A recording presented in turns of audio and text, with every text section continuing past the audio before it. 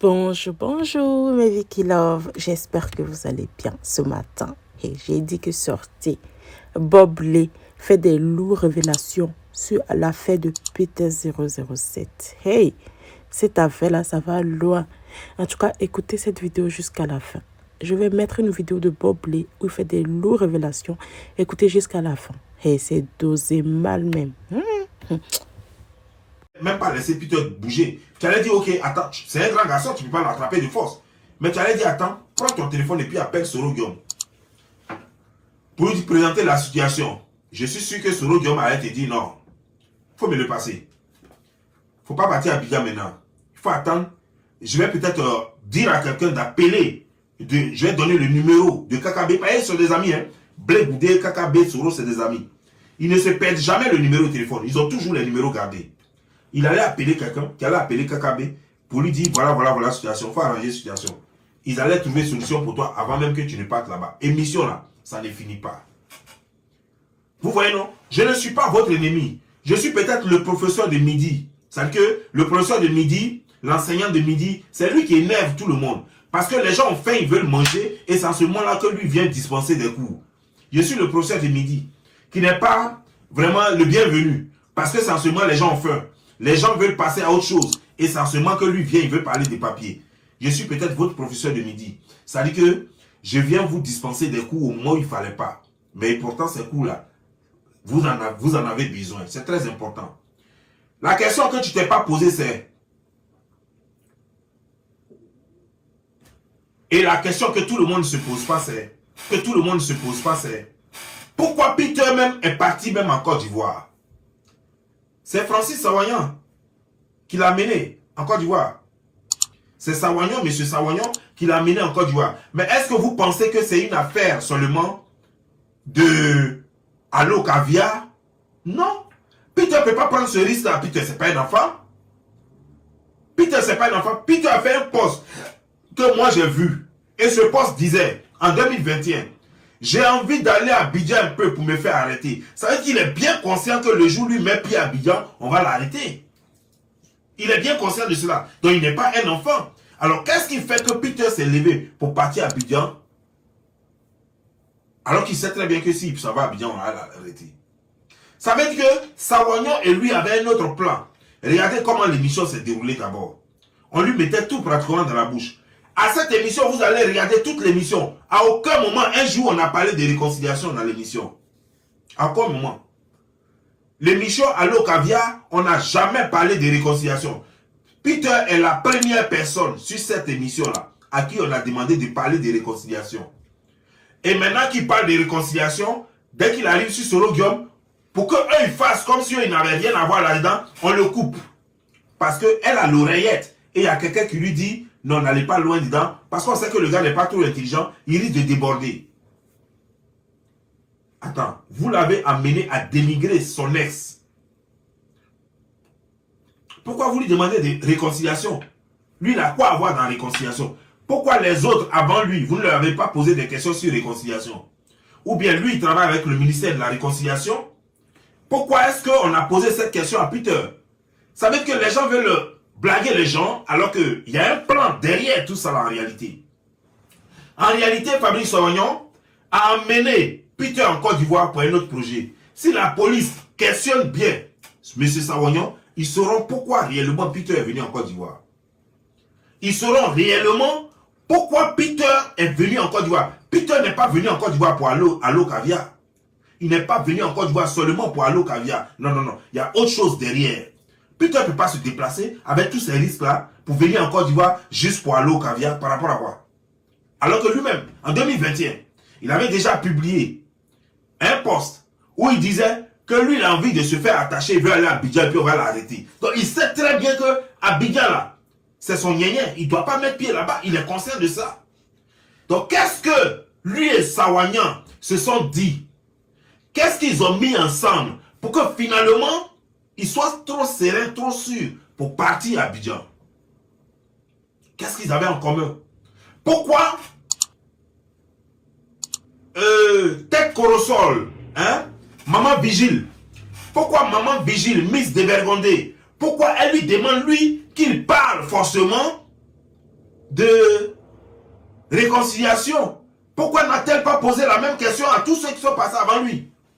Pourquoi c'est lui qui devait forcément parler de réconciliation? Et lorsqu'il parlait de Alassane Draman Ouattara, le président Alassane Draman Ouattara, et qui disait non, le président est trop bon et tout, je dis merci au président, elle a insisté, elle dit il faut dire son nom. Donc ça veut dire que tout était planifié. Il doit dire le nom du président Alassane Draman Ouattara forcément. Ça veut dire qu'on veut l'amener à dire, à parler politique. Absolument. Sur un plateau qui ne parle pas de politique. Et après, ils font comme s'ils n'ont rien à voir là-dedans. Ah non, on ne parle pas politique ici et puis on le coupe. Alors que c'est eux qui ont amené la partie politique là, dans ce jeu dangereux là. Parce que vous savez, c'est comme la façon, elle a invité Peter pour insulter son ex. Ils l'ont invité pour insulter son ex.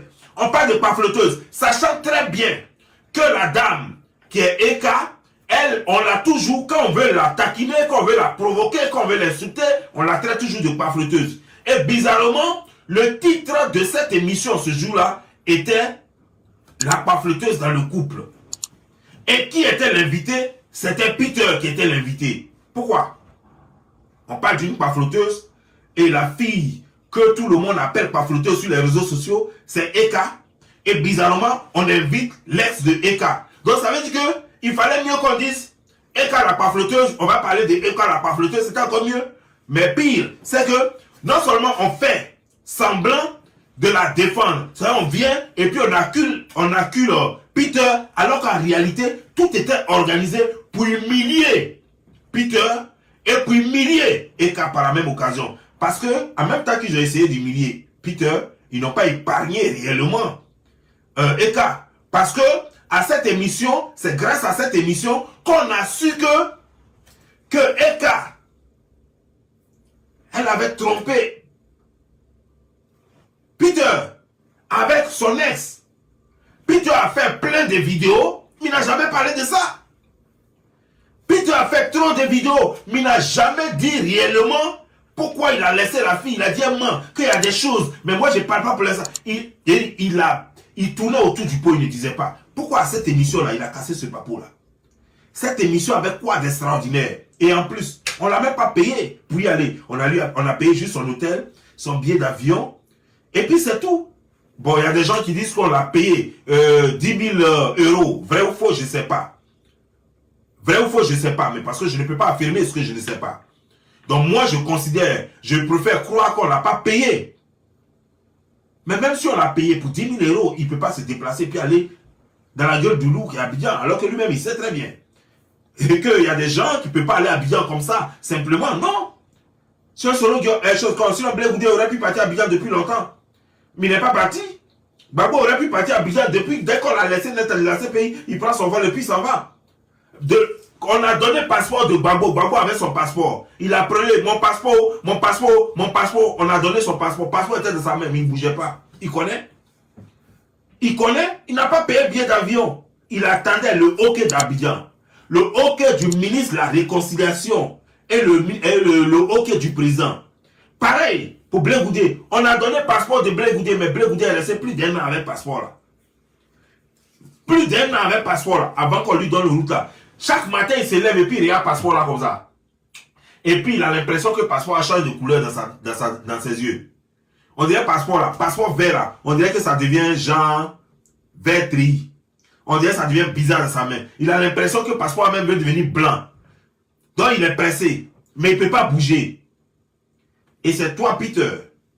Tu te lèves, sachant très bien que tu avais déjà fait un poste où tu dis que moi j'ai envie de me faire arrêter, donc je veux aller à Abidjan. Donc ça veut dire que tu sais très bien que si tu vas à Abidjan, il y aura arrestation. Mais quand même, tu prends un vol et puis tu caches à tout le monde, c'est qu'il y avait une autre mission. Sinon, pourquoi cacher ça? Tu t'en vas en fanfare, tu vas passer à la télévision, tout le monde saura. Donc tu as quoi à cacher? Tu n'as rien à cacher. Si ce voyage ne cachait pas autre chose, oui, on va t'inviter, ne t'inquiète pas, on va faire comme si c'était à l'eau caviar, mais derrière, réellement, tu vas peut-être rencontrer des gens, peut-être derrière, tu vas faire autre chose. Qu'est-ce qu'on sait? Alors, moi, je n'accuse pas Peter de quoi que ce soit, mais moi, j'accuse Sawagnan. J'accuse Fabrice Sawagnan qui a planifié des choses. Il faut qu'on lui pose des questions et qu'il nous dise réellement pourquoi il a fait venir Peter. Pourquoi c'était tellement important, pourquoi c'était si important de dénigrer Eka en ce moment-là. Parce que Eka Abidjan, qu'est-ce qui était si important pour pouvoir humilier, ridiculiser Eka? Pourquoi? Pourquoi c'était tellement important pour eux? À cause de humilier Eka, des gens payent des millions, billets d'avion, hôtels, tout et tout pour faire venir quelqu'un pour humilier Eka. Pourquoi? Je veux savoir. Parce que Eka n'a jamais eu autant d'importance comme ça. Je n'ai jamais vu quelqu'un qui a dépensé autant d'argent. Si on avait pris même cet argent pour donner à Eka, peut-être elle avait fait son petit commerce. Elle avait peut-être fait son petit commerce. Mais pourquoi autant de mal pour dénigrer une personne qui est insignifiante? Parce que Eka, tout le monde la connaît. Elle distrait le monde avec ses petits trucs et tout et tout. Avec son petit cul, tout et tout. Mais elle n'est pas aussi importante que ça. Pourquoi on paye quelqu'un, billet d'avion, hôtel, tout et tout, pour déplacer la personne jusqu'à Abidjan, pour juste la dénigrer? Non, non, non. Non, ne me faites pas croire ça. Il y a quelque chose derrière. Sinon, ce n'est pas pour la petite personne d'Eka qu'on a déplacé. Le shérif des shérifs. Le chef de choses, comment dire ça? Le chef de, comment on appelle ça? De l'escadron de la mort. Le président des gardes républicaines. Le président de, le président des gardes rapprochés de Gbagbo Laurent. On ne peut pas le déplacer comme ça. Attendez, respectez les gens. Respectez un peu les gens. Donc, posez bien, je crois que vous avez arrêté Peter. Mais vous ne pouvez pas vous arrêter là. Vous devez arrêter Sawagnon pour lui demander la vraie raison pour laquelle Sawagnon a fait venir Peter. Il va dire. Parce que Eka n'est pas importante, hein. Sérieux. Quelqu'un ne peut pas me dire. D'ailleurs, j'ai vu une autre vidéo où à mon chic, c'est-à-dire ma vigile, la reine, la queen des dévergondés, voilà, la reine des queens des dévergondés, ma tête corosol, elle était dans une cellule là, en train de se faire coller des trucs de vougnou sur la tête. Et un monsieur est venu en bourreau et il a dit ceci. On a arrêté Peter. Ça est plein sur les réseaux sociaux. Elle ne s'est même pas étonnée. J'étais étonné. Quelqu'un que tu as interviewé. Surtout qu'on t'a vu, toi et Peter, même en France. Vous avez pris photo ensemble. Ça veut dire que tout était planifié avant même que tu ne viennes. Il était dans ton programme déjà. C'est la même chose que tu as fait avec Yaka Yaka. Il était déjà dans ton programme avant même que tu ne mettes pied en Côte d'Ivoire. Oui, en Côte d'Ivoire. Et bizarrement, on t'annonce que celui-là a été arrêté et ça ne te fait ni chaud ni froid. Je suis étonné. On t'annonce que ce Peter, avec qui tu as pris photo avant d'arriver en Côte d'Ivoire, Peter, avec qui tu as fait plus d'une heure d'émission, 1h07 d'émission, on te dit qu'on l'a arrêté. Et ça ne te fait ni chaud ni froid. Tu as dit seulement, ah, et puis... Non, il y a quelque chose derrière ça là. Et si on veut que vraiment l'enquête avance, je crois qu'on devrait poser sérieusement des questions à Fabrice Sawagnon, le directeur de Live TV. Il en sait beaucoup plus.